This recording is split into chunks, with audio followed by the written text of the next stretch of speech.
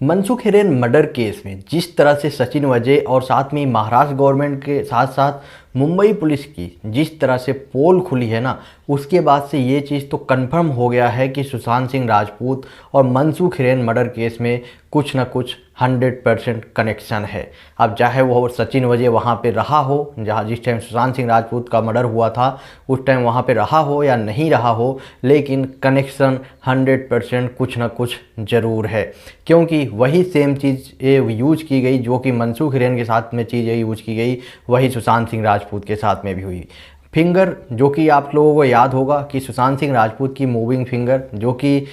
Video भी काफ़ी तेज़ी से वायरल हुआ था सुशांत सिंह राजपूत का, और उसमें सीधे सीधे दिखाया गया था कि सुशांत सिंह राजपूत का जो है उंगली जो है वो हिलती हुई नज़र आई थी। और उस टाइम बताया जा रहा था कि सुशांत सिंह राजपूत जिंदा थे, अगर मुंबई पुलिस चाहती तो उनको बचा सकती थी। लेकिन मुंबई पुलिस की तरफ से एक जवाब आया और उस जवाब में बोला गया कि मुंबई पुलिस की तरफ से बोला गया कि वो फिंगर हिल नहीं रही थी, वो उंगली हिल नहीं रही थी, बल्कि जो साइड में खड़ा जो दूसरा पुलिसकर्मी है उसके पैर से बेड में ठोकर लगी थी, जिसकी वजह से वो पूरा का पूरा बेड हिला था, जिसकी वजह से ऐसा लग रहा था कि सुशांत सिंह राजपूत का वो उंगली हिल रहा था मतलब कि सुशांत सिंह राजपूत जिंदा है। अब ये चीज़ अगर मुंबई पुलिस ने बोल दिया तो आप समझ ही रहे हैं, मुंबई पुलिस ने बोला तो हमें मानना ही पड़ेगा, क्योंकि मुंबई पुलिस जो है वो बहुत ही सच बोलती है। जब भी कुछ बोलती है, आज तक जितना भी उसने कार्रवाई की बहुत ही सच किया है, जैसे चाहे वो मनसुख हिरेन केस में हो, चाहे दिशा सालियान केस में हो, चाहे सुशांत सिंह राजपूत केस में हो, तो सारे केस में इनकी तरफ से कार्रवाई बहुत ही अच्छे तरीके से की जाती है। और ये बहुत ही अच्छे तरीके से छिपा लेते हैं, मर्डर केस को सुसाइड घोषित कर देते हैं और सुसाइड केस को मर्डर घोषित कर देते हैं। वही चीज़ हुआ सुशांत सिंह राजपूत केस में। इन्होंने जो है उस टाइम सुशांत सिंह राजपूत जिंदा थे, इस बात का कंफर्मेशन अब इस टाइम का, जिस टाइम अभी हम हैं, इस चीज़ को देखकर 100% आप बोल सकते हैं कि हाँ सुशांत सिंह राजपूत उस टाइम अलाइव थे। उसके पीछे का रीज़न ये है क्योंकि सुशांत सिंह राजपूत जिस तरह से मनसुख हिरेन के को मारने से पहले उनको बहुत सारी ड्रग्स दी गई, बहुत सारी नशीली पदार्थ दिए गए, जिसकी वजह से वो पूरी तरह से बेहोश हो गए। उसके बाद जो है उनको नदी में फेंका गया। सेम वही चीज़ सुशांत सिंह राजपूत के साथ में भी हुआ होगा। उस दिन सुशांत सिंह राजपूत को पहले दिया गया होगा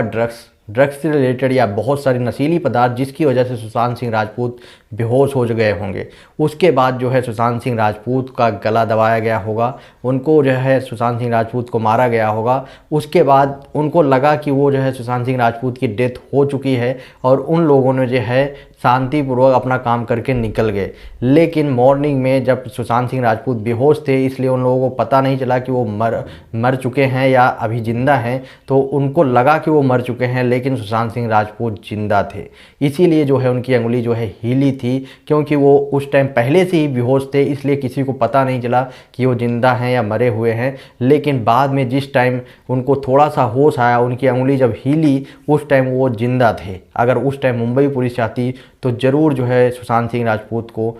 बचा लेती, लेकिन फिर मुंबई पुलिस ने अपना जो कार्रवाई किया आपने देखा ही, और उनको ले जाया गया एम्बुलेंस में। जब एम्बुलेंस में बैठाया जाता है तो आपने फ़ोटो भी देखी होगी कि वो करवट लेकर लेटे हुए थे, लेकिन जब एम्बुलेंस से बाहर निकाला जाता है तो मतलब सीधा एकदम फ्लैट करके लेटा दिया जाता है सुशांत सिंह राजपूत को।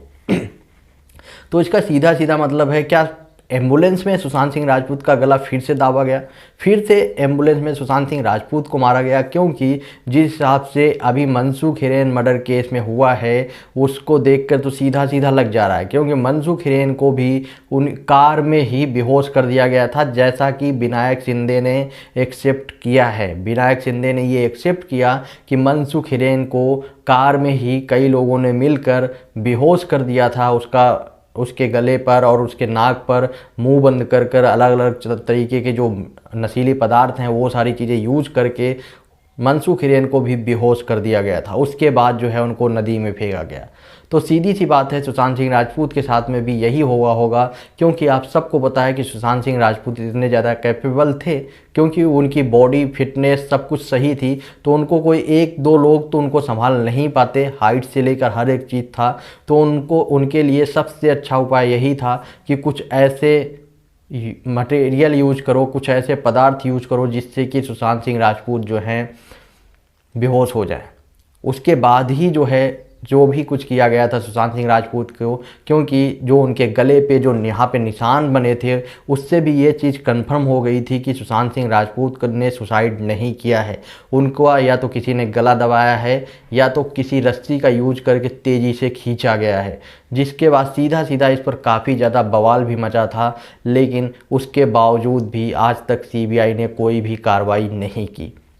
सीबीआई अपनी तरफ से जांच आज भी कर रही है। अब कब तक करेगी सीबीआई अपनी तरफ से जांच, उसका किसी को कुछ नहीं पता। लेकिन मुंबई पुलिस की जो अभी रियलिटी जो पब्लिक के सामने आ रही, जो रियल में जो मुंबई पुलिस है, जिस तरह से सचिन वाजे जैसे लोग जो 6 जून को जो है एंट्री करते हैं और 8 जून से ही मर्डर होना स्टार्ट हो जाता है। मुंबई क्राइम ब्रांच में 6 जून को जो है एंट्री किया सचिन वाजे ने और 8 जून को दिशा सालियान का मर्डर हो गया और 8 जून के बाद फिर से एक मर्डर हुआ सुशांत सिंह राजपूत का और फिर से एक मर्डर हुआ मनसुख हिरेन का। मनसुख हिरेन के केस में एट द एंड जो है सचिन वाजे पकड़ा जाता है, लेकिन अब इसका कनेक्शन ये भी समझ में आता है कि सेम वही चीज़ें की गई जो सुशांत सिंह राजपूत के साथ में की गई। तो सीधे सीधे कनेक्शन जो है सुशांत सिंह राजपूत, दिशा सालियान केस और अब मनसुख हिरेन मर्डर केस, ये तीन के तीनों केस कहीं ना कहीं एक दूसरे से कनेक्टेड हैं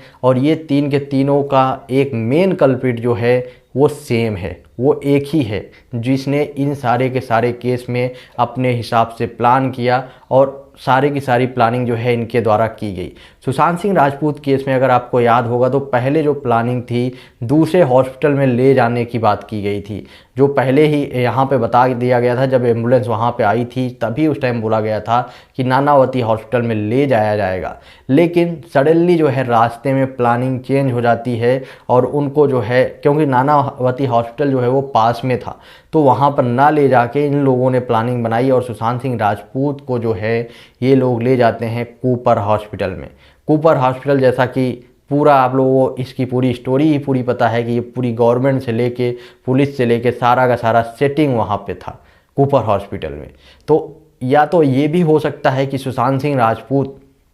जो उस टाइम अलाइव हो, उस टाइम उनको लगा होगा, उन्होंने पहले सोचा होगा कि इनको ले जाएगा नानावती हॉस्पिटल में, लेकिन फिर उनका जो है कार के अंदर, एम्बुलेंस के अंदर में उनके साथ में कुछ गलत किया गया होगा, जिसकी वजह से उनको लगा होगा कि सही से टाइम मिल जाए, इसीलिए उन्होंने नानावती हॉस्पिटल में ना ले जाके कूपर हॉस्पिटल में ले गए, जो कि काफ़ी ज़्यादा दूर था और काफ़ी ज़्यादा टाइम उन मेन कल्प्रिटों को मिल गया।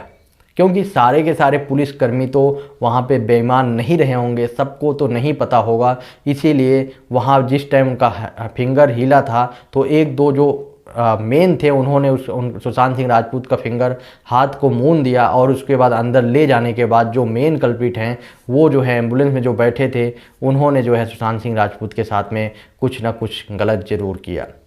क्योंकि अब सीधा सीधा इन तीनों का कनेक्शन सामने आ रहा है। अब देखते हैं हम कि सीबीआई इसमें क्या कार्रवाई करती है, जो कि 7 से 8 महीने पहले से ही छानबीन कर रही है। अब लेकिन अब आने वाले टाइम पे ही पता चलेगा कि सीबीआई कुछ इसमें कर पाती है या नहीं। तो गाइज, आपका क्या ओपिनियन है इसमें, जो फिंगरप्रिंट से लेकर जो भी मुंबई पुलिस का खुलासा हुआ है उस पर लेकर आप अपना ओपिनियन कमेंट बॉक्स में ज़रूर बताएं और वीडियो को ज़्यादा से ज़्यादा शेयर करें।